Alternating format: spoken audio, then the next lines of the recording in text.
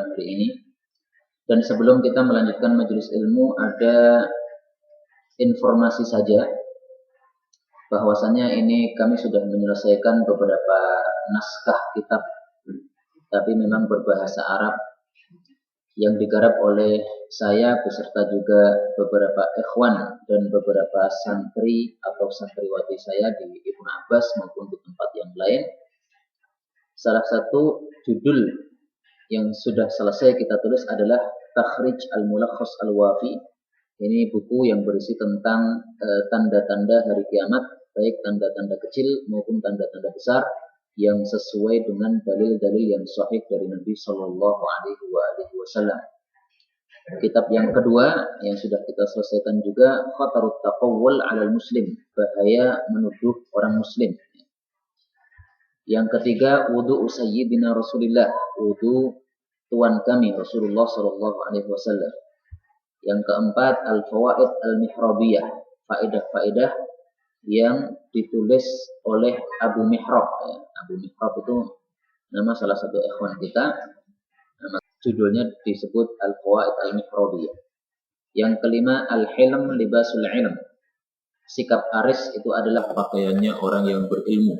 Jadi orang berilmu tidak boleh dan tidak pantas cepat marah, tapi harus bersikap aris. Kathratul jima'i mahmadatun la madhammah wa li sayyidina al-Mustafa mu'jizatun sunniyah. Nah, kalau ini tema untuk orang-orang yang sudah menikah, yaitu membahas masalah adab mengumpuli istri yang sesuai dengan sunnah Nabi Sallallahu Alaihi Wasallam. Mazhabul muhaqqiqin fi man sabba syaikhain. Mazhabnya ulama-ulama ahli tahqiq tentang hukum orang yang mencela dua syekh. Dua syekh ini maksudnya adalah Abu Bakar dan Umar. Apakah mencela Abu Bakar dan Umar itu menjadi kafir murtad atau hanya sekedar menjadi orang fasik? Nah, itu ada perinciannya menurut para ulama rahimahumullah taala. Memang itu dosa besar ya, tapi belum tentu dengan dosa besar itu kemudian otomatis menjadi kafir. Ada yang sampai kepada kafir, ada yang tidak sampai kepada kafir. Dan ini semuanya adalah penjelasan para ulama-ulama ahli tahqiq seperti Ibnu Taimiyah dan yang lain-lainnya. Kemudian Mu'jam Sahih Syama'il Muhammadiyah. Kamus hadis-hadis sahih tentang ciri-ciri Nabi Muhammad SAW. Jadi kepalanya Nabi bagaimana, jidatnya Nabi bagaimana, kumisnya Nabi bagaimana, jenggotnya Nabi bagaimana, supaya kita bisa mirip dengan Nabi SAW. Ada juga faksusil qasas la'allahum yatafakkarun. Ya. Berikanlah cerita-cerita supaya orang itu bisa berpikir. Ini kumpulan cerita-cerita yang dikumpulkan dari beberapa kitab yang ada. Syarhul Arba'in An-Nawawiyah, syarah bagi kitab hadis Al-Arba'in An-Nawawiyah. Syarhus Sittin An-Nafi'ah, syarah atau penjelasan bagi kitab As-Sittun An-Nafi'ah. Arba'in 40 hadis, kalau Sittun itu 60 hadis. Ya, dan beberapa kitab lagi yang tidak saya tampilkan di sini, ya sekedar informasi saja. Ya, barangkali ada yang suka membaca kitab-kitab Arab, maka ini adalah kitab-kitab yang kita tulis dengan berbahasa Arab. Nah, untuk pertemuan kali ini, ya, ada satu kitab yang ingin saya kupas, yang judulnya adalah Khatarut Taqawwul 'alal Muslim. Khatar, bahayanya at-taqawwul, bikin-bikin ucapan, maksudnya berdusta atau menuduh alal muslim, terhadap orang muslim.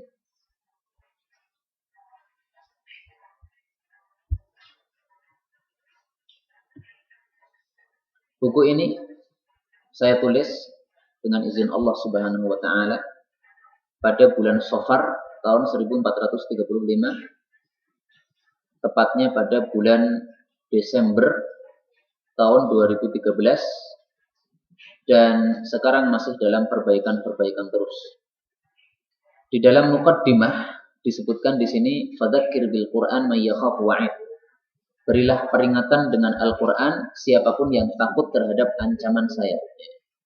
Nah, ini adalah dasar kenapa ditulis buku ini. Supaya kita sebagai umat Islam itu tidak mendapatkan bahaya yang sangat besar yang mengancam kita apabila kita melakukan tuduhan terhadap orang muslim.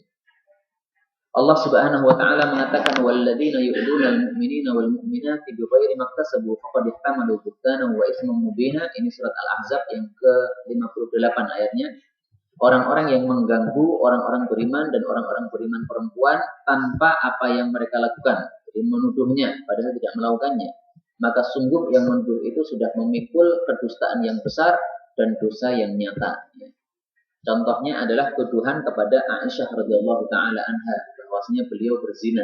A'udzubillahi min syarri dzalik. Tidak mungkin istri Nabi berzina. Para ulama sepakat istri para nabi sejak Nabi Adam sampai Nabi Muhammad SAW nggak ada yang berzina. Yang mengatakan ada istri Nabi yang berzina berarti dia orang bodoh dan orang yang tolol, tidak paham terhadap apa yang sudah disepakati oleh para ulama. Apalagi Nabi Muhammad SAW, istrinya tidak mungkin berzina. Mungkin sebagian orang berdalil dengan ayat di dalam Al-Quran bahwasanya istri Nabi itu bisa berzina.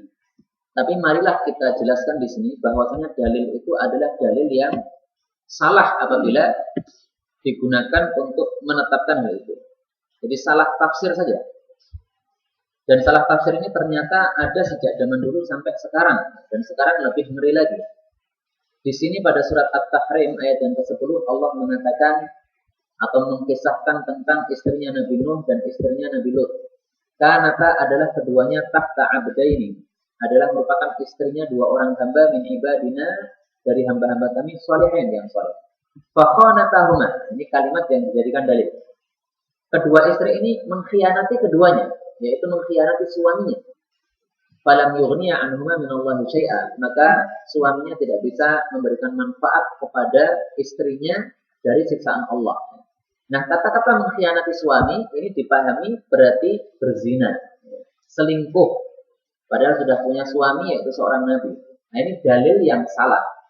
Dalilnya benar, tapi pemahamannya yang salah.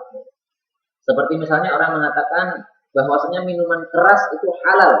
Apa dalilnya? Qul huwallahu ahad. Dalilnya benar, tapi pemahamannya salah. Karena qul huwallahu ahad nggak bicara tentang minuman keras. Demikian juga di sini.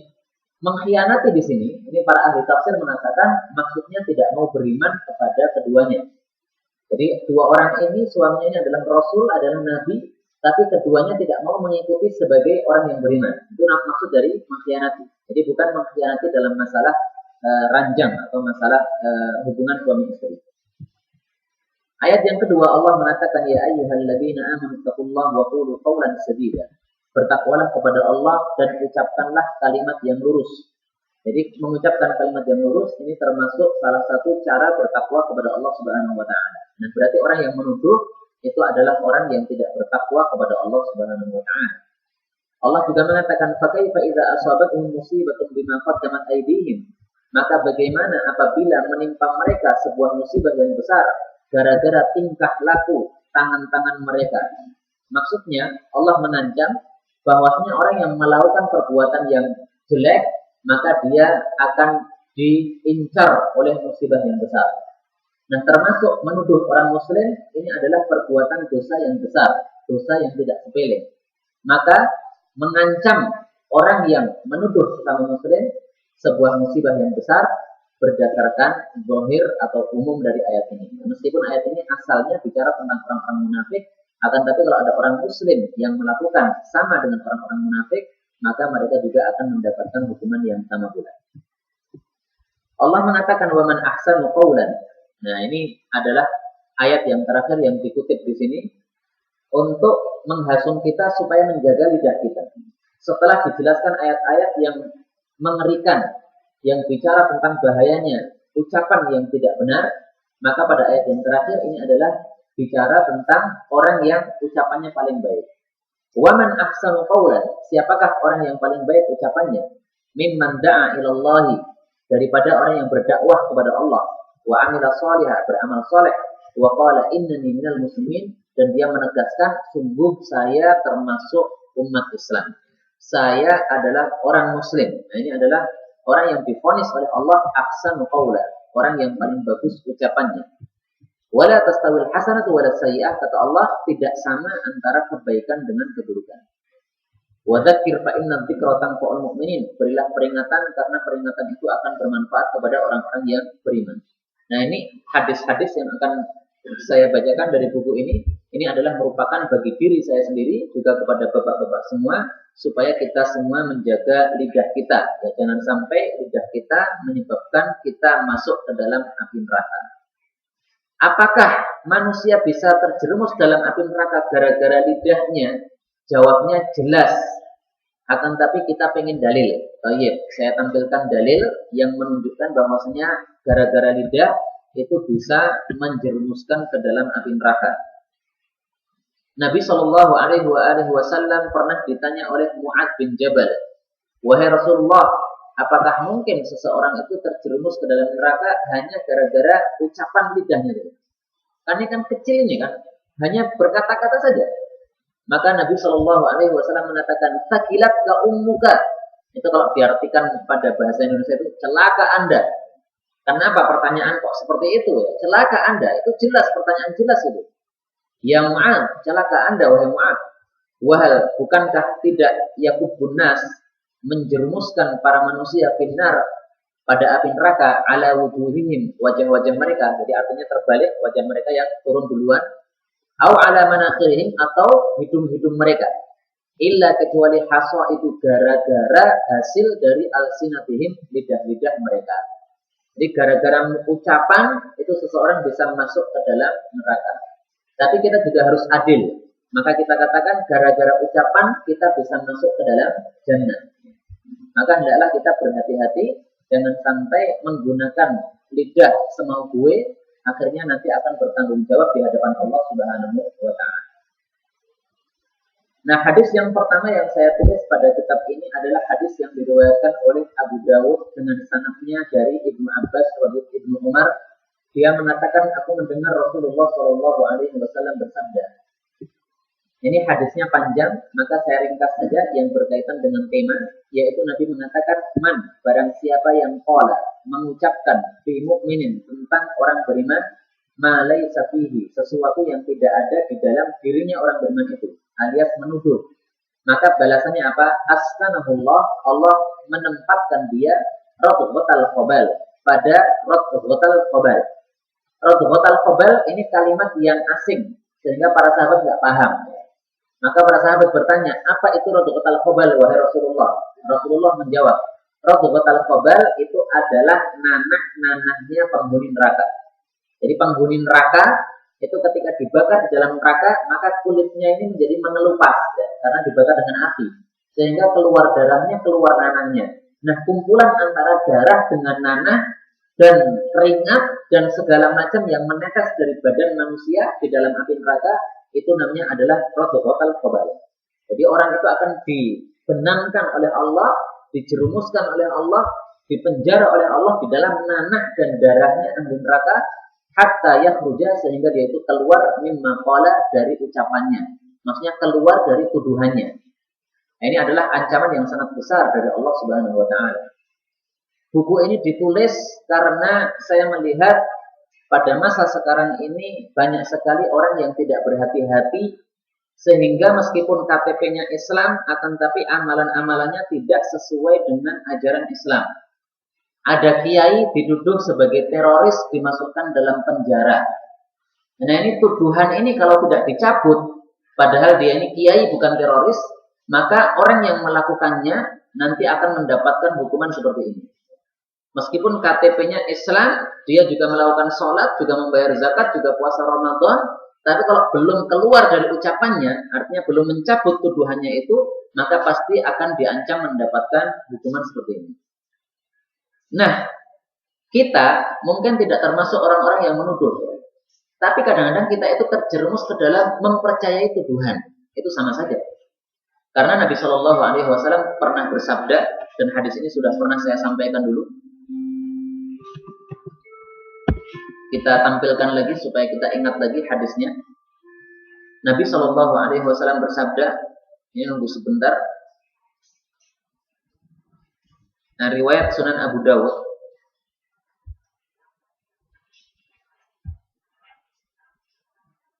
Dan derajatnya hasan. Apabila umilatil khati'ah, dikerjakan sebuah dosa fil ardi di bumi, kana man syahidaha fakariha, orang yang melihatnya tapi membencinya, kaman ghaba anha, itu seperti orang yang tidak melihatnya. Wa man ghaba anha, siapa yang tidak melihat dosa itu, faradiyaha, tapi dia itu rela terhadap dosa itu, kana kaman syahidaha, itu disamakan seperti orang yang menyaksikannya atau melihatnya, yaitu tanpa mengingkarinya. Nah, padahal orang yang melihat maksiat tanpa mengingkarinya, meskipun dalam hati, itu dianggap mithluhum, ya, sama semisal dengan mereka. Dan karena itu kita berhati-hati terhadap tuduhan-tuduhan yang ditujukan kepada umat-umat, kepada orang-orang muslim, jangan sampai kita ikut mempercayainya.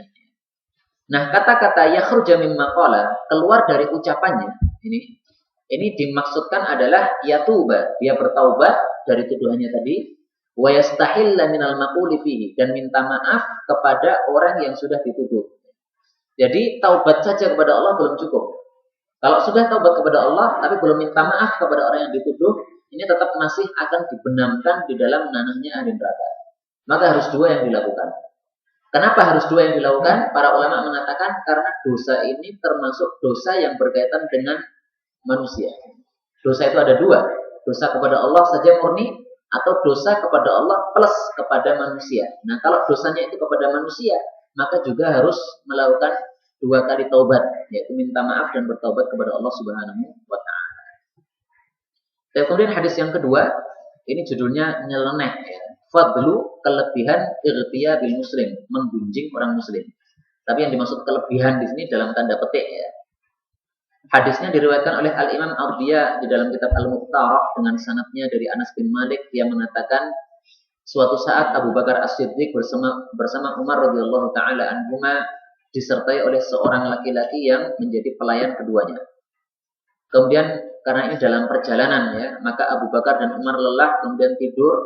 Ketika bangun itu ternyata pelayannya belum menyiapkan makanan.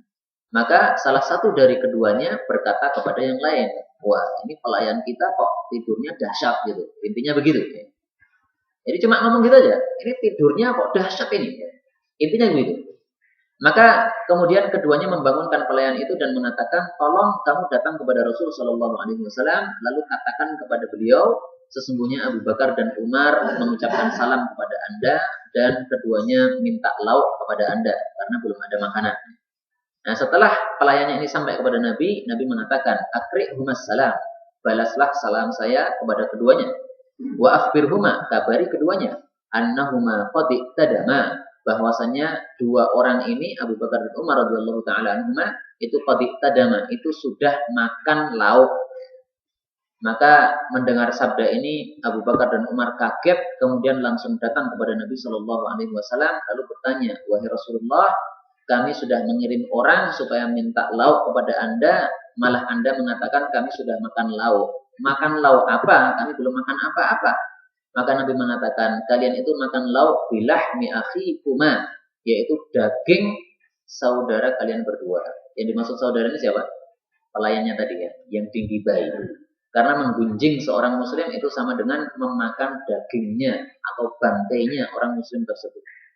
Walladzi nafsi biyadihi, demi zat yang jiwaku ada di tangannya, inilah ara, sungguh aku ini melihat lahmahu, daging orang itu, baina aniyab bikuma, di antara gigi-gigi kalian berdua. Aniyab itu adalah gigi taring. Jadi dagingnya itu nyelilit di situ, saya lihat, itu kata Nabi Shallallahu alaihi wasallam. Qala, keduanya mengatakan, istaghfir lana, tolong mintakan ampun kepada Allah untuk kami. Nabi mengatakan, huwa, orang itulah, falyastaghfir lakuma, hendaklah dia yang memintakan ampun untuk kalian berdua. Maksudnya apa? Kalian berdua harus minta maaf kepada orang itu, kemudian orang itu tolong memintakan ampun kepada Allah Subhanahu wa taala untuk kalian berdua. Ini hadis diriwayatkan oleh Abdiyah di dalam kitab Al-Mukhtarah, dan semua hadis yang dimasukkan di dalam kitab Al-Mukhtarah berarti derajatnya sahih menurut penulisnya, yaitu Al-Imam Abdiyah. Dan hadis ini jangan disalahpahami. Jangan dianggap bahwasanya ini berarti melecehkan Abu Bakar dan Umar, bukan. Tapi justru hadis ini menunjukkan fadilahnya Abu Bakar dan Umar. Kenapa? Karena ketika keduanya itu bersalah, mengetahui kesalahannya, langsung, ya, tanpa panjang, tanpa lama-lama mengatakan fastaghfirlan, langsung minta ampun kepada Allah Subhanahu wa taala. Jadi kalau membaca hadis ini jangan diingat yang pertamanya, ya, tapi ingatlah yang terakhirnya. Bagaimana seorang muslim itu ketika terjerumus dalam dosa, kemudian langsung minta ampun kepada Allah Subhanahu wa taala ketika sudah diingatkan oleh dalil Al-Qur'an maupun As-Sunnah. Nah, ini yang harus kita garis bawahi dari hadis ini tentang fadilahnya Sayyiduna Abu Bakar dan Sayyiduna Umar radhiyallahu taala anhum. Dan hadis ini juga sekaligus menunjukkan apa? Bahwasanya tidak ada manusia yang maksum kecuali Nabi. Abu Bakar juga pernah melakukan dosa. Umar juga pernah melakukan dosa. Dalilnya apa? Hadis ini salah satunya. Maka hadis ini sebenarnya untuk menunjukkan kepada kita bahwasanya memang tidak ada yang maksum kecuali para nabi saja. Abu Bakar itu adalah manusia yang paling afdol, paling utama setelah Nabi Muhammad SAW. Karena para sahabat sudah sepakat yang paling utama setelah Nabi adalah Abu Bakar, lalu Umar, lalu Utsman. Setelah itu para sahabat diam, tidak melebihkan satupun di antara yang lain. Atau bisa dikatakan para sahabat setelah itu berselisih pendapat. Ya. Tidak sepakat siapa setelah Utsman yang paling utama. Itu hadisnya sahih, disebutkan di dalam Kutubus Sittah. Baik. Kemudian Nabi Shallallahu Alaihi Wasallam pada hadis berikutnya di sini dijelaskan oleh Imam Muslim dengan sanadnya dari Abu Hurairah bahwasanya Nabi Shallallahu Alaihi Wasallam bersabda, bertanya kepada para sahabat, apakah kalian tahu apa yang dimaksud menggunjing itu apa? Maka para sahabat mengatakan Allah dan Rasulnya lebih tahu. Nabi mengatakan yang dimaksud menggunjing adalah zikruka akhaka. Kamu menyebut atau memperbincangkan tentang saudara kamu bima yakrah, dengan sesuatu yang tidak dia sukai. Maka Nabi ditanya, bagaimana kalau memang saudara saya itu betul-betul kayak begitu? Saya ngomongkan itu apa adanya, faktanya. Maka Nabi mengatakan, ingka nafihi ma taqul. Kalau memang orang itu seperti itu, faqad tahu, yaitulah ghibah, itulah menggunjing yang diharamkan. Wa illam yakun fihi, tapi kalau itu tidak ada pada dirinya, faqad tahu, berarti kamu sudah menuduhnya. Maka menuduh dengan menggunjing itu berbeda. Menuduh itu lebih besar dosanya daripada menggunjing. Menggunjing itu sudah dosa yang tidak sepele, apalagi menuduh, maka lebih besar lagi. Baik, bab berikutnya al-kadzbatul mutadawilah bainan nas. Sebuah kebohongan yang sudah tersebar, tersiar di antara manusia. Ini hukuman bagi pelakunya yang menyebarkan apa? Supaya kita tidak ikut-ikut dalam menyebarkan tuduhan-tuduhan yang dusta. Diriwayatkan oleh Al-Imam Al-Bukhari dengan sanadnya kepada Samurah bin Jundub radhiyallahu anhu secara marfu', Nabi sallallahu alaihi wasallam bersabda, kadzab, seorang yang tukang dusta, yakdzibul kidzbah, dia itu berdusta dengan sebuah kedustaan. Tuhmalu anhu, yang kedustaan itu dibawa darinya, hatta tablughal afaq, sehingga mencapai segala penjuru, alias tersebar dan tersiar. Fayusna'u bihi ila yaumil qiyamah, maka dia itu dihukum dengan hukuman itu sampai hari kiamat. Apa hukumannya? Yaitu yushakku, yaitu dirobek shidquhu, bagian pinggir dari mulutnya. Jadi suatu saat Nabi Shallallahu Alaihi Wasallam bermimpi ada orang disobek mulutnya gitu, krek gitu. Kemudian setelah itu alat yang digunakan untuk nyobek itu dipindahkan ke bagian kiri, sobek bagian kirinya. Gitu. Setelah ininya selesai, maka ini sudah pulih, maka dirobek lagi, krek gitu. Ini pulih lagi, robek lagi, krek terus, gitu terus. Maka Nabi Shallallahu Alaihi Wasallam bertanya kepada malaikat yang membawa beliau ke dalam mimpi tadi. Ini ada apa ini? Orang kok begitukan? Kenapa? Maka Nabi mengatakan ini orang yang melakukan kedustaan. Kedustaan ini tersebar kemana-mana, maka dia dihukum dengan seperti ini sampai nanti hari kiamat. Artinya kalau orang itu sudah masuk ke dalam liang lahatnya, dalam kuburannya, dia disisa gitu ya. Robek lagi, terus sampai hari kiamat. Coba bayangkan kalau seandainya kita melakukan perbuatan ini, tingkah ini, kemudian kita mati tahun ini, 2014. Kiamatnya kapan? Nah kalau kiamatnya itu masih 100 tahun, berarti mulut kita itu dirobek-robek terus selama 100 tahun. Kalau kiamatnya 1000 tahun, ya dirobek-robek terus 1000 tahun. Maka Masya Allah, harus berhati-hati betul memang di dalam masalah bicara ini. Jangan sampai kita bicara semau gue, akhirnya nanti akan berakibat yang fatal di dalam kuburan kita. Nomor 4, al-qadhif muflisul akhirah. Orang yang menuduh itu akan bangkrut di akhiratnya. Derajat hadisnya dalilnya riwayat Imam Muslim dari Abu Hurairah radhiyallahu anhu secara marfu'. Nabi Shallallahu Alaihi Wasallam bertanya kepada para sahabat, orang muflis itu, orang bangkrut itu siapa? Mereka mengatakan yang bangkrut itu adalah yang tidak punya dirham, tidak punya perbekalan, tidak punya uang, tidak punya barang. Maka Nabi mengatakan bukan. Sesungguhnya orang yang bangkrut dari kalangan umat saya adalah yang datang pada hari kiamat dengan membawa pahala sholat, pahala puasa, pahala zakat, tapi dia sudah mencaci-caci orang ini, maksudnya orang muslim yang itu, kemudian menuduh orang muslim yang ini, kemudian memakan hartanya orang ini secara haram, kemudian menumpahkan darahnya muslim yang lain secara haram, kemudian memukul orang lain, maka akhirnya orang-orang yang dizalimi itu akan diberi dari pahala-pahala yang sudah dia kumpulkan tadi. Dia membawa pahala sholat, pahala zakat, pahala puasa, itu pahalanya semuanya dibagi-bagi kepada orang yang pernah dizalimi. Karena di hari akhirat itu sudah tidak ada duit lagi, Pak. Maka untuk membayar kezaliman dengan duit nggak bisa. Hanya bisa ditebus dengan pahala-pahala. Akhirnya, karena yang dizalimi itu sangat banyak, akhirnya pahala yang sudah dia kumpulkan itu habis. Kalau sudah habis bagaimana? Maka kalau sudah habis, maka akhirnya ukhidha min khotoyahum. Dosa-dosanya orang-orang yang dizalimi ini diambil. Faturihat alaihi. Lalu dosa-dosa itu ditimpukkan kepada orang yang berbuat zalim tadi. Tsumma turiha finnar, lalu orang itu dijerumuskan di dalam api neraka. Nah, ini kata Nabi SAW adalah orang yang bangkrut dari kalangan umat saya. Kata-kata ummati, umat saya maksudnya adalah umat Islam. Jadi orang bangkrut ini masih muslim. Berarti kita tidak boleh mengatakan dia kekal di dalam neraka.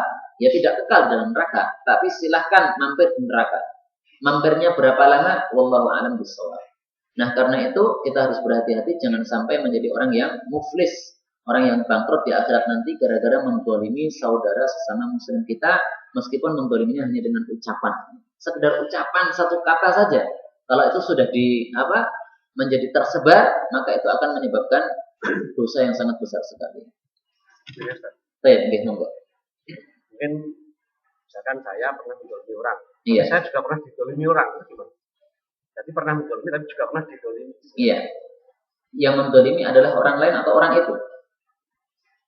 Bisa orang lain. Ya, mungkin orang lain. Ya. Maka nanti bisa mendapatkan dua hal yang berbalikan di hari kiamat. Jadi orang yang pernah menzalimi kita, itu nanti kita mendapatkan kebaikan dari dia. Tapi kita menzalimi orang lain itu akan mendapatkan kebaikan dari kita. Ya. Maka bisa jadi ya kan? Bisa jadi pahala kita jadi lebih masih ada sisanya gara-gara banyak yang menzalimi kita. Bisa jadi tambah bangkrut lagi. Ya. Masya Allah. Baik. Yang penting pokoknya hati-hati gitu, hati-hati. Kemudian nomor 5, fikih tentang persaksian terhadap orang lain. Artinya apa? Bahwasanya persaksian dari seseorang itu tidak bisa langsung diterima. Ini bab ini munculnya gara-gara ada kasus di antara para ulama satu sama lain saling menuduh. Di dalam biografinya Al-Imam Al-Bukhari, di dalam kitab Hadis Sari, itu disebutkan bahwasanya Imam Bukhari itu ada sedikit masalah dengan Imam Zuhli, sama-sama ahli hadis.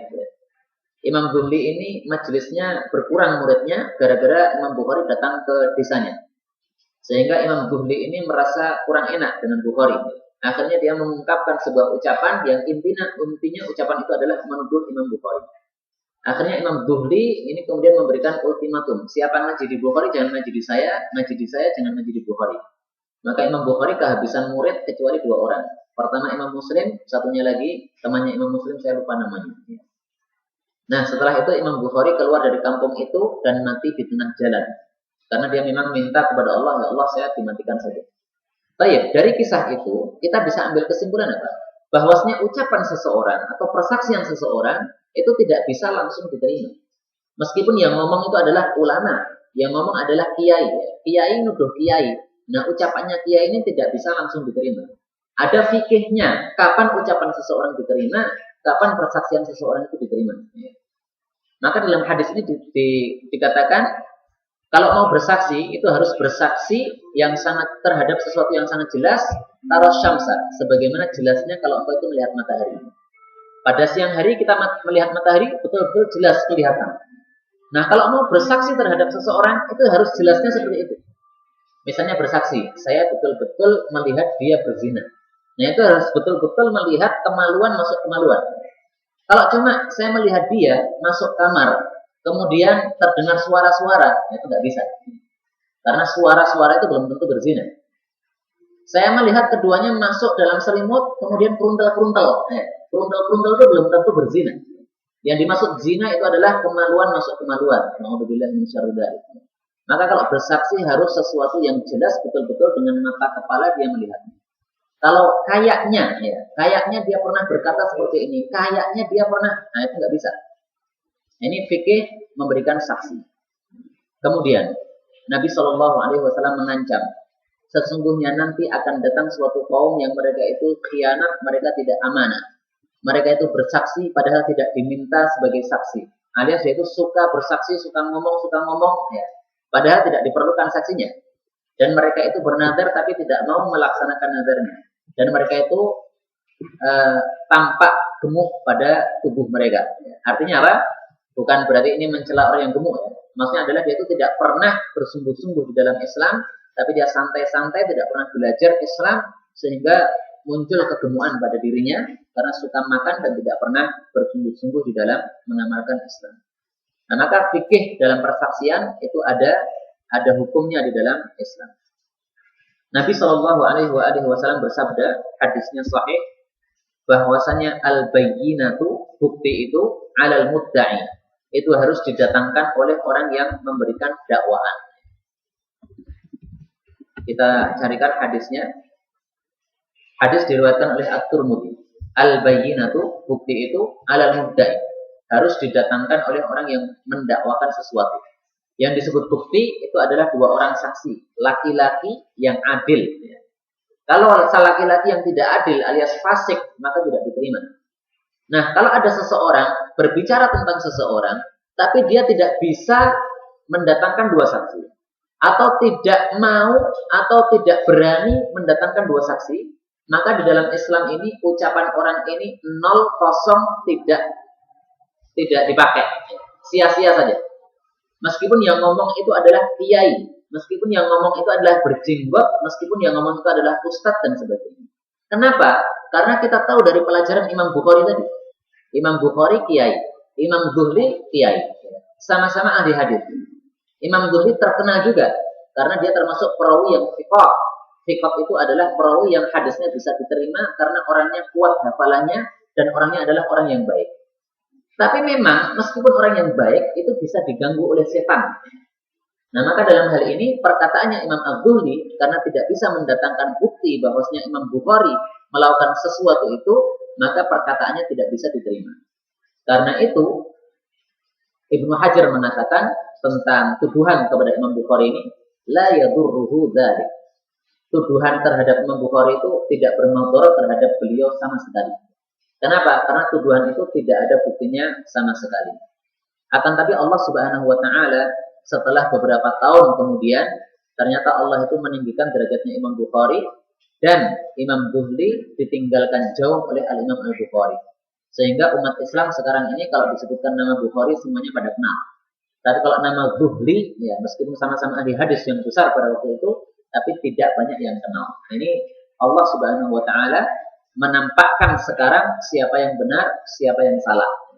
Mungkin pada waktu itu, ketika Imam Bukhari habis muridnya, tinggal 2 orang, semuanya ngaji kepada Imam Az-Zuhri. Nah, pada saat itu orang-orang belum mengetahui siapa yang benar, siapa yang salah.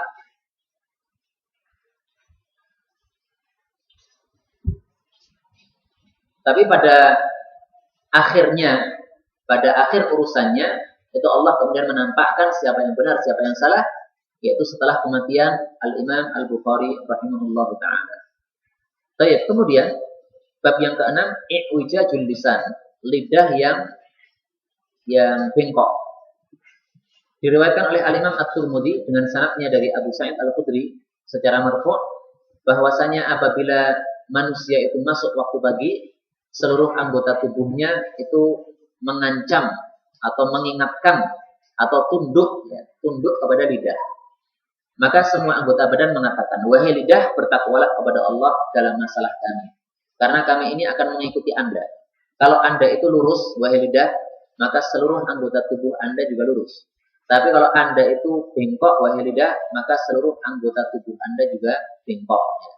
Sehingga orang yang melakukan kebohongan, tuduhan, apalagi kepada muslim, apalagi kepada kiai, maka anggota tubuhnya yang lainnya juga akan lebih mudah untuk melakukan kemaksiatan-kemaksiatan. Tangannya mudah melakukan kemaksiatan, matanya mudah melakukan kemaksiatan, dan lain-lainnya. Jadi sebenarnya kalau kita pengen anggota tubuh kita itu mudah taat kepada Allah, sebenarnya ada dua kunci saja. Kuncinya adalah perbaiki lidah kita, yang kedua adalah perbaiki hati kita. Karena lidah itu merupakan sumber bagi anggota badan yang lainnya. Lidahnya bagus, maka anggota badan yang lainnya ngikut bagus juga. Demikian juga hati. Hatinya kalau soleh, maka anggota badan yang lainnya juga soleh. Tapi kalau hatinya fasid alias rusak, maka demikian juga anggota badannya semuanya juga ikut rusak. Allah Subhanahu wa Ta'ala menyebutkan dalilnya di dalam Al-Quran. Kalau hadis dalilnya tadi sudah. Adapun di dalam Al-Quran, Allah Subhanahu wa Ta'ala juga menyebutkan dalilnya bahwasanya lidah ini menyebabkan perbuatan kita jadi baik kalau lidah kita baik. Allah mengatakan ittaqullah, bertakwalah kepada Allah, wa qulu qawlan sadida, ucapkan ucapan yang lurus. Akibatnya apa? Yuslih, Allah akan menjadikan saleh, menjadikan baik lakum bagi kalian a'malakum, amalan-amalan kalian. Wa yaghfir lakum dzunubakum, dan Allah mengampuni dosa-dosa kalian.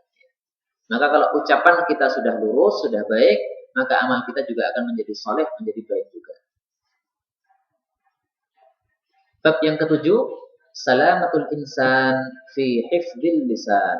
Keselamatan seorang manusia itu terletak pada penjagaan terhadap lidahnya. Karena Nabi SAW bersabda sebagaimana diriwayatkan oleh Imam Bukhari, man, barang siapa yang yadman li, menjamin bagi saya, ma baina lahyaihi, barang yang ada di antara kedua tulang ini. Tulang yang ada di mulut ini, Pak. Wa ma baina rijlaihi, dan apa yang ada di antara kedua kakinya, atman lahul jannah, maka saya jamin akan masuk ke dalam jannah. Maksudnya orang yang menjamin bisa menjaga mulutnya dan bisa menjaga kemaluannya, tidak digunakan untuk maksiat, maka pasti akan masuk ke dalam jannah. Ini hadis sahih riwayat Al-Imam Al-Bukhari rahimahullahu ta'ala. Hadis yang semisal diriwayatkan oleh At-Tirmidzi tapi lafalnya agak berbeda, yaitu Nabi mengatakan barang siapa yang waqahullah, Allah menjaga dia, syarra ma baina lahyaihi, keburukan mulutnya, wa syarra ma baina rijlaihi, dan keburukan kemaluannya, dakhalal jannah, pasti dia masuk dalam jannah. Nah, di sini dikatakan waqahullah, Allah menjaga dia. Alias apa? Mulut kita bisa menjadi baik, kemudian kemaluan kita bisa menjadi baik, itu semata-mata karena Allah Subhanahu wa Ta'ala.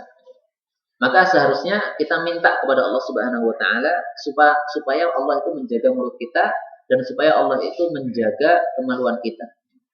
Bagaimana caranya? Bagaimana cara kita meminta? Nabi SAW sudah mengajarkan kepada kita, ini doanya. Mudah-mudahan ada yang sudah mengamalkan dan membaca doa ini.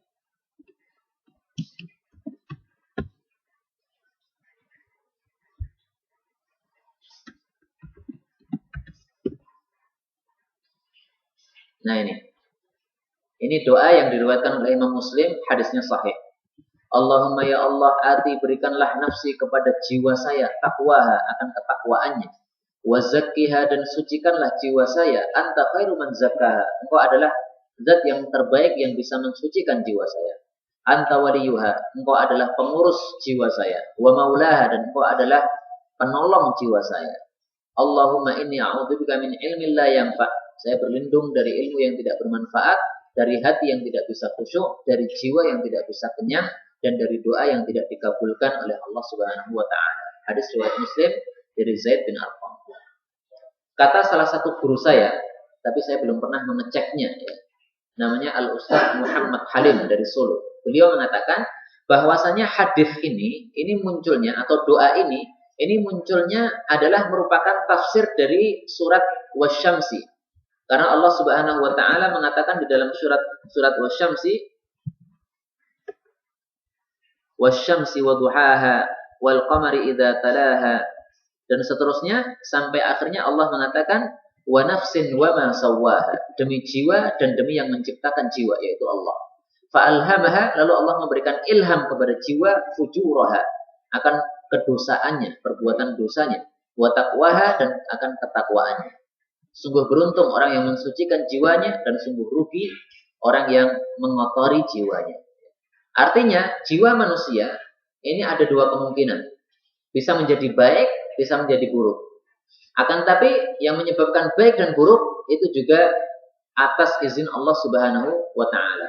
Nah, karena atas izin Allah Subhanahu wa taala, baiknya seseorang karena Allah, buruknya seseorang juga karena ditakdirkan oleh Allah, sehingga kita disuruhkan untuk minta kepada Allah. Maka Nabi mengajarkan doa minta kepada Allah. Allahumma ati nafsi taqwaha, minta ketakwaan. Zakkiha anta khairu man zakkaha, minta disucikan. Kata guru saya, tapi saya belum mengecek hadisnya, belum ketemu hadisnya. Bahwasanya siapa yang membaca doa ini, maka dia pasti akan dijaga oleh Allah dari keburukan jiwa. Bahwa orang yang membaca doa ini, maka dia tidak termasuk yang dasaha, yang mengotori jiwanya, tapi termasuk yang zakkaha, membersihkan jiwanya. Maka supaya mendapatkan aflaha, keberuntungan, kita harus membaca doa ini. Ya. Tapi saya memang harus mencari hadisnya, apakah hadis itu hadis yang sahih, ataukah hadis yang dhaif. Ya. Karena memang saya harus jujur, bahwasanya guru saya ini beliau tidak dalam ilmu hadis tidak membidangi memang, ya, sehingga kadang-kadang menyampaikan sebuah hadis akan tapi dhaif, ya. Tapi beliau tetap adalah seorang yang kiai yang saya muliakan, ya, karena banyak menyampaikan ilmu-ilmu yang bermanfaat kepada kami sebagai santri-santri beliau. Baik, kemudian hadis berikutnya Nabi Shallallahu Alaihi Wasallam pernah mengatakan aymanu mri'in wa ash'amuhu, sesuatu yang paling bermanfaat untuk seseorang, wa ash'amuhu, dan paling menyebabkan sial terhadap seseorang, itu adalah ma baina lahyaihi, adalah mulutnya. Gara-gara mulut bisa sial, gara-gara mulut bisa mendapatkan keberuntungan dari Allah Subhanahu wa taala. Karena itu marilah kita kumpulkan ajaran-ajaran Nabi Shallallahu Alaihi Wasallam yang bisa dilakukan oleh mulut kita.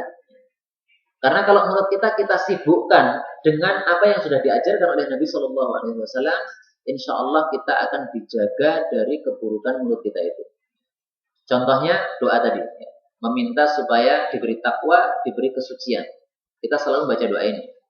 Contoh yang lainnya, kita membaca doa yang konon dibaca oleh Nabi Musa alaihissalatu wassalam ketika Nabi Musa itu dikejar oleh Fir'aun, sehingga beliau itu berhadapan dengan lautan. Para tentara-tentara Nabi Musa alaihissalatu wassalam sudah pada takut semuanya. Kita pasti akan kena ini, karena Fir'aun sudah dekat, sementara di depan adalah laut. Tapi Nabi Musa mengatakan, Inna ma'i Rabbi sayahdin. Saya bersama Allah. Tidak mungkin Allah menyanyiakan saya, Allah pasti akan memberikan hidayah atau jalan keluar kepada saya. Maka dalam sebuah riwayat tafsir dikatakan bahwa Nabi Musa alaihissalatu wassalam berdoa kepada Allah, Allahumma rabbana lakal hamdu, ilaikal mustaka, wa antal musta'an, wa bikal mustaghaf, wa la hawla wa la quwwata illa billah. Doanya cuma 5. Allahumma rabbana lakal hamdu, ya Allah, hanya bagi kamu segala puji. Ilaikal mustaka, hanya kepada engkau tempat mengadu. Saya enggak ngadu kepada siapapun juga. Bikal musta'an, hanya kepada engkau minta tolong. Yang lainnya enggak perlu menolong. Wabikal mustaghaf, hanya dengan kamu kita minta istighatsah. Istighatsah itu juga pertolongan juga. La haula wa la quwwata illa billah. Enggak ada daya, enggak ada kekuatan kecuali dengan izin Allah. Jadi Nabi Musa munduk kepada Allah Subhanahu wa taala, menampakkan kelemahan dirinya dan memuji-muji kekuatan Allah Subhanahu wa taala, maka akhirnya turun wahyu, lemparkan itu tongkat. Lemparkan tongkat, jadilah jalan keluar. Karena itu rawi yang meriwayatkan hadis ini, kemudian dia mengatakan, semenjak saya mendengar hadis ini, saya tidak pernah meninggalkan bacaan ini. Setiap hari saya baca terus. Muridnya juga mengatakan, semenjak saya mendengarkan hadis ini dari guru saya baca terus. Muridnya lagi mengatakan gitu, dari guru saya mendengar, maka setiap hari saya membacanya terus. Dan sekarang saya juga mengatakan, semenjak saya membaca riwayat itu, maka saya juga suka untuk membacanya setiap hari tanpa meninggalkannya sama sekali. Tapi memang saya harus jujur, bahwasanya riwayat itu setelah saya cari-cari sanadnya itu ada ketemu dua sanad, tapi sanadnya sama-sama dhaifnya, Pak. Nah, karena dhaif, maka hadis ini tidak bisa kita percayai secara total sebagai sabda Nabi. Ada kemungkinan itu sabda Nabi, ada kemungkinan itu bukan sabda Nabi. Maka boleh kita mengamalkannya, tapi jangan meyakininya sebagai sunnah Nabi. Ya diamalkan nggak apa-apa. Karena ternyata banyak para ulama yang membaca doa ini. Asy-Syaikh Al-Imam As-Sa'di, yaitu termasuk ulama Saudi, gurunya Syekh Utsaimin rahimahullah ta'ala, itu di dalam kitab tafsirnya juga menulis doanya Nabi Musa ini. Kalimatnya hanya 5 saja. Rabbana lakal hamdu, ilaikal mustaka, antal musta'an, bikal mustaghaf, la haula wala quwwata illa billahil aliyyil azim. Dan kita sibukkan mulut kita dengan zikir-zikir yang diajarkan oleh Nabi Shallallahu Alaihi Wasallam atau zikir-zikir yang besar yang dibaca oleh para ulama supaya mulut kita dijaga oleh Allah Subhanahu Wa Taala dari kesalahan-kesalahan atau keburukan-keburukan. Bab berikutnya, fadilah sabar terhadap tetangga yang membuat gangguan kepada kita sampai mati. Maksudnya sampai matinya tetangga itu atau sampai matinya kita. Nabi Shallallahu Alaihi Wasallam meriwayatkan, Imam Ahmad meriwayatkan dari Nabi Shallallahu Alaihi Wasallam, salah satu ada 3 orang yuhibbuhumullah, dicintai oleh Allah. Salah satu yubghiduhumullah, 3 orang dibenci Allah. Adapun 3 orang yang dicintai oleh Allah, yang pertama adalah seorang laki-laki yang berperang di sabilillah, yaitu jihad di sabilillah. Kemudian dia bertemu dengan musuh dalam keadaan jihad, dalam keadaan mengharap pahala, lalu dia berperang sampai mati, sampai syahid. Ini dicintai oleh Allah. Yang kedua, rajulun, seorang laki-laki lahujar, yang dia itu memiliki tetangga, yu'dhihi, tetangga itu mengganggu dia. Fayasbir, maka dia bersabar ala adahu, atas gangguan dari tetangganya. Yahtasibuhu, mengharap pahala dari Allah atas kesabarannya itu. Hatta yakfiyahullah, sampai Allah itu memberikan kecukupan kepada dia. Bimautin, dengan kematian, au hayatin, atau kehidupan. Maksudnya apa? Hatta yufarriq bainahuma mautun, sampai salah satu dari keduanya itu dipisahkan oleh kematian, au dha'nun, atau dipisahkan oleh pindah ke tempat tinggal yang lain. Jadi dia bersabar sampai tetangganya yang mengganggu tadi mati, atau sampai dia mati, sampai dirinya mati ya, atau sampai tetangganya yang mengganggu itu pindah keluar dari kota itu, dari desa itu, atau kita yang diganggu yang pindah. Nah, ini orang yang bisa bersabar sampai akhir hayatnya itu adalah orang yang dicintai oleh Allah Subhanahu Wa Taala. Karena itu kalau kita melihat biografi para ulama, masya Allah betapa sabarnya mereka. Al-Imam Asy-Syafi'i dituduh macam-macam, beliau bersabar, tidak balas menuduh sampai matinya bersabar, maka ini termasuk yang mengamalkan hadis ini. Demikian juga Al-Imam Al-Bukhari dituduh macam-macam, dituduh oleh temannya sendiri Al-Imam Ad-Duhli, akan tapi beliau bersabar, tidak membalas tuduhannya Al-Imam Ad-Duhli. Beliau menjaga lidahnya. Karena beliau tahu bahwasanya kalau tuduhan dibalas tuduhan, maka ini nanti akan tidak mendapatkan fadilah ini. Kemudian yang ketiga yang dicintai oleh Allah adalah seorang laki-laki yang dia itu bersama suatu kaum, mereka itu berjalan, yaitu bersafar, sehingga mereka itu sangat-sangat mengantuk sekali. Sehingga mereka itu singgah di akhir malam, kemudian orang ini tidak tidur, tapi malah berdiri menuju ke air wudhu, berwudhu, kemudian dia sholat. Maka orang yang pada saat teman-temannya pada tidur di tengah perjalanan ini karena sangat ngantuk, dia sholat sendirian. Nah, ini adalah orang yang dicintai oleh Allah Subhanahu Wa Taala. Nah, yang kita garis bawahi dari hadis ini adalah tentang orang yang bersabar gara-gara diganggu oleh tetangganya. Yasbir ala adah, sabar terhadap gangguan tetangga. Dan ini sudah dicontohkan oleh Rasulullah Shallallahu Alaihi Wasallam. Sebagaimana yang masyhur di dalam cerita-cerita tentang biografi beliau, tapi saya belum mendapatkan hadisnya di mana, bahwa beliau itu setiap hari ketika keluar dari rumahnya menuju ke tempat yang lain, maka ada orang Yahudi yang meludahi beliau. Lewat diludahi, terus seperti itu. Setiap hari selalu diludahi, tapi beliau selalu bersabar terus ya. Gak ada masalah diludahi, gak ada masalah. Suatu hari beliau kok tidak diludahi, maka cari-cari di mana orangnya, ternyata sakit ya, maka malah dijenguk. Gara-gara dijenguk, maka dia mengatakan asyhadu an la ilaha illallah, asyhadu anna Muhammadar Rasulullah.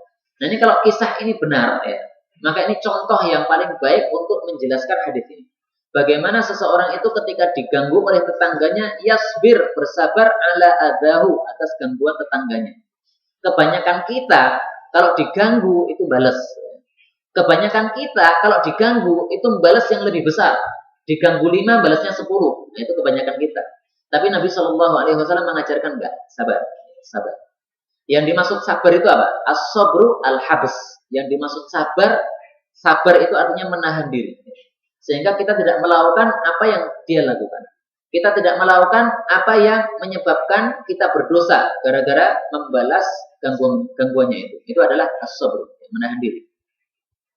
Bab berikutnya, haramnya membuat takut seorang muslim atau membuat terkejut seorang muslim. Jadi menyebabkan orang muslim jadi tidak enak itu adalah sebuah keharaman. Maka menuduh orang muslim ini termasuk dalam bab ini. Diriwayatkan oleh Abu Dawud dengan sanadnya dari Abdurrahman bin Abi Layla dari sahabat-sahabat Nabi Shallallahu Alaihi Wasallam bahwasanya Nabi Shallallahu Alaihi Wasallam bersabda, la yahillu, tidaklah halal alias haram di muslim bagi seorang muslim ayyurawwi'a musliman, untuk membuat takut kepada orang muslim. Yurawwi' ini bisa diartikan membuat takut atau membuat terkejut, ya, atau yang semisal itu. Ini kasusnya apa? Pada saat jihad fisabilillah, para sahabat istirahat. Kemudian ketika mereka tidur gitu, ada satu yang usil. Senjatanya sahabat yang tidur ini diambil. Sehingga sahabatnya ketika bangun kaget ya dia. Wah, senjata saya di mana? Dia langsung apa? Geruntalan gitu. Langsung cari-cari di mana senjatanya. Karena dia khawatir nanti kalau tiba-tiba ada yang musuh yang nyelonong ke situ, dia nggak punya senjata. Maka dalam kondisi yang kebingungan seperti ini, sahabatnya yang usil tadi ketawa-ketawa. Ketawa-ketawa karena memang dia suka usil. Maka Nabi SAW kemudian mengingatkan, tidak halal itu perbuatan seperti itu. Menyebabkan saudara sesama muslim takut itu tidak halal. Atau menyebabkan dia merasa tidak nyaman gara-gara gangguannya, ya, semacam tuduhan dan sebagainya, itu adalah sesuatu yang tidak halal. Bab yang ke-10, al-muslim la yu'bil muslimin. Orang muslim yang sesungguhnya itu tidak akan mengganggu orang muslim. Nah ini mestinya ditambah ya, al-muslimul kamil. Orang muslim yang sempurna Islamnya itu tidak akan mengganggu orang muslim.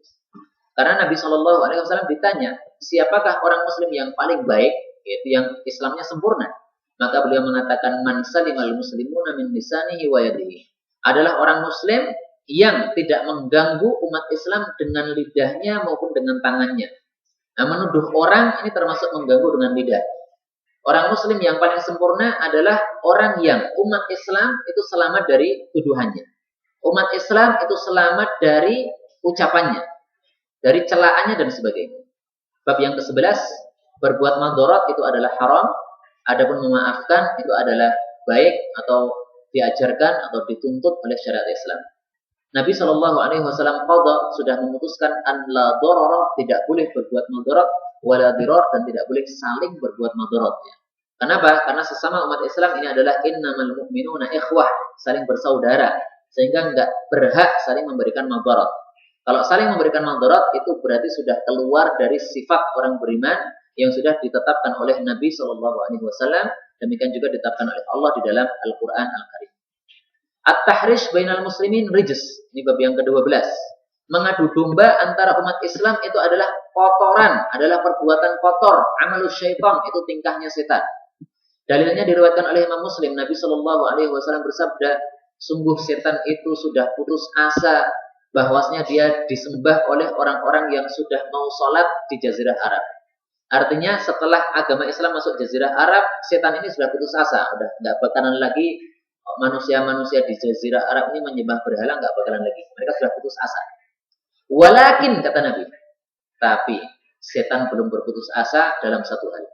Fit tahrishi bainahum, setan tidak akan putus asa untuk menjadikan umat Islam ini saling tahrish, saling teradu domba, saling bermusuhan di antara umat Islam. Maka dari hadis ini bisa kita jadikan dalil, bisa kita ambil kesimpulan bahwasanya adu domba antara umat Islam, permusuhan antara umat Islam ini akan tetap ada terus selama setan itu masih ada. Karena di sini diperkecualikan oleh Nabi. Akan tetapi setan itu tidak putus asa dari at-tahrish. Maka selama setan masih ada, berarti antara umat Islam ini masih ada tahrish terus. Nah pertanyaannya sekarang, apakah kita rela mau ditahrish atau tidak? Di sana ada Muhammadiyah, di sana ada NU. Apakah kita rela ditahrish antara umat Islam gara-gara nama NU dan Muhammadiyah? Maka kalau kita rela ditahrish, itu berarti kita rela masuk di dalam rijs, masuk dalam sebuah kotoran yang merupakan amalannya setan. Na'udzubillahi min syarri dzalik. Maka sama muslim harus bijaksana dan tidak boleh saling mentahrish antar sesama mereka. Baik, alhamdulillah sekarang ini umat Islam tampaknya sudah mulai dewasa sehingga permusuhan-permusuhan yang lalu itu sudah mulai berkurang.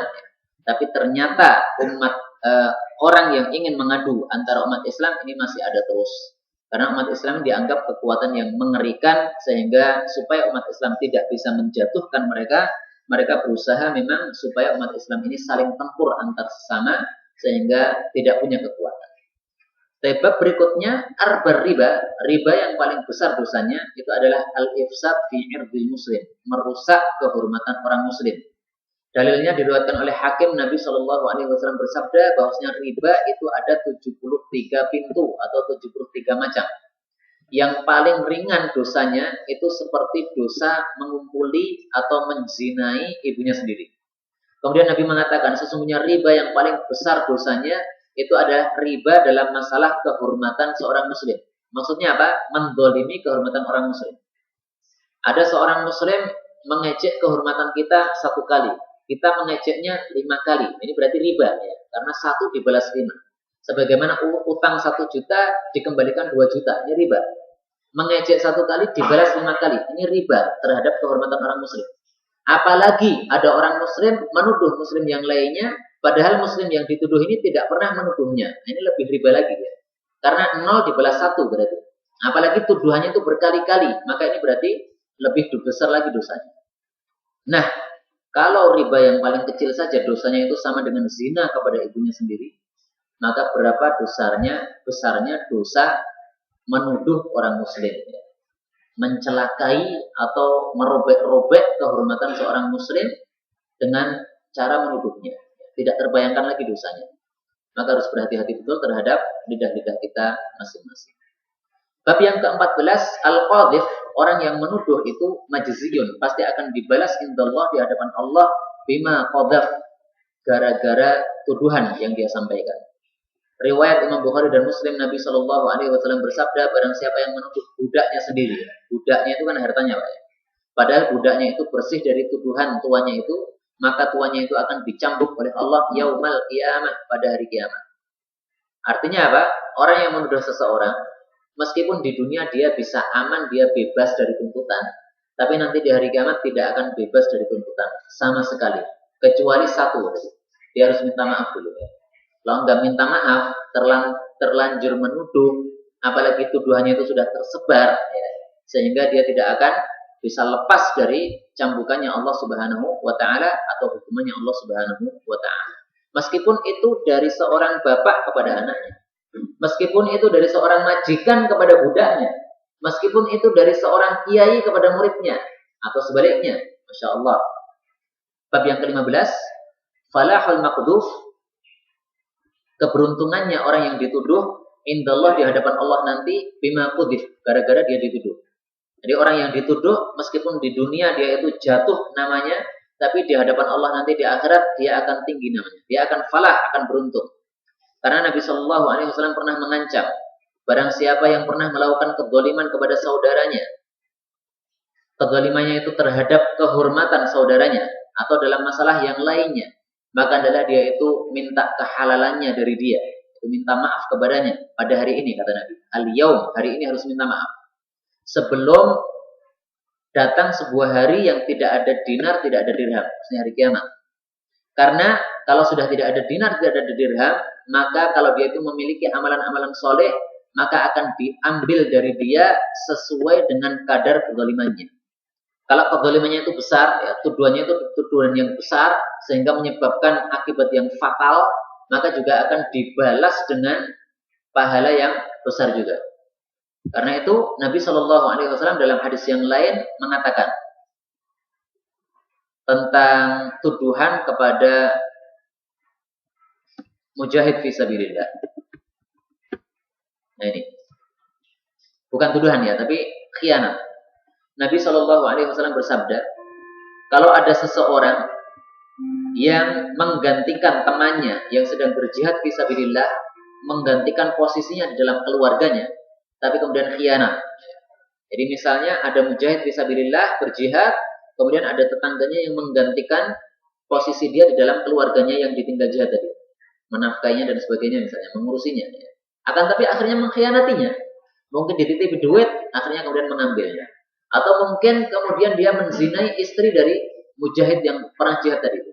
Maka illa wuqifalahu yaumal qiyamah. Pada hari kiamat dia akan diberdirikan fayu'khadhu min amalihi ma syaa. Maka mujahid yang dizalimi keluarganya tadi, dia berhak untuk mengambil dari kebaikan-kebaikannya orang yang menzalimi tadi, masya, semau dia. Kalau dia mau ngambil satu kali, ya satu kali. Ngambil dua kali, dua kali. Ngambil semua kebaikannya, semua pahalanya, ya semuanya akan diambil. Kemudian Nabi menoleh kepada para sahabatnya mengatakan, "Fama dhannukum?" Apa maksudnya? Apa persangkaan kalian? Maksudnya apa? Maksudnya kalau di hari kiamat orang diizinkan, silahkan kamu ngambil kebaikannya orang itu. Fama dhannukum? Maksudnya, apakah orang itu akan mengambil satu kali atau mengambil semuanya? Kira-kira pasti apa? Semuanya. Karena kita ini nanti di hari kiamat akan dihadapkan jannah sama neraka. Kita melihat amalan kita sangat sedikit, merasa seolah-olah tampaknya saya nggak bisa masuk jannah. Melihat dosa-dosa kita banyak, tampaknya kita itu pasti masuk dalam neraka. Nah, kalau pada saat itu kita disuruh untuk ngambil kebaikan orang, pasti nggak akan menyisakan. Lah, kalau seperti ini diterapkan pada orang yang menuduh kepada orang muslim, maka Masya Allah, sungguh sangat celakalah orang-orang yang menuduh kepada orang muslim. Karena itulah terakhir sebagai penutup dari majelis ilmu kita malam hari ini, marilah kita introspeksi terhadap diri kita masing-masing. Dalam hal ini introspeksi terhadap mulut kita. Ya. Karena gara-gara mulut kita, satu bagian kecil saja dalam tubuh kita, itu menyebabkan semua anggota tubuh kita jadi kacau. Tapi kalau gara-gara kebaikan mulut kita, maka juga anggota tubuh kita akan jadi baik. Ya. Intinya adalah PR dari majelis ini, marilah kita menyibukkan mulut kita dengan sesuatu yang diajarkan oleh Nabi Shallallahu Alaihi Wasallam di dalam hadis-hadis beliau yang sahih yang telah diriwayatkan oleh para ulama kepada kita. Wallahu taala alam bissawab. Inilah ringkasan dari karya kami Khatarut Taqawul 'alal Muslim. Bahaya menuduh orang muslim yang insya Allah sebentar lagi akan segera dicetak dan akan kita ajarkan di beberapa tempat. Karena pada masa-masa sekarang ini kita lihat banyak sekali para ulama yang mendapatkan tuduhan yang keji dari sumber yang tidak bisa dipertanggungjawabkan. Bahkan ada ulama yang dituduh, akhirnya dia dijebloskan dalam penjara dan sampai sekarang juga masih dijebloskan di dalam penjara gara-gara tuduhan yang tidak benar. Maka kita doakan supaya para ulama kita dijaga oleh Allah, dan kita doakan supaya para penuduh-penuduh yang ingin merusak umat Islam, hubungan umat Islam, ini segera dihancurkan oleh Allah Subhanahu wa taala. Wallahu taala a'lam bissawab. Wa subhanakallahumma rabbana wa bihamdika asyhadu an la ilaha illa anta astaghfiruka wa atubu ilaik. Terima kasih.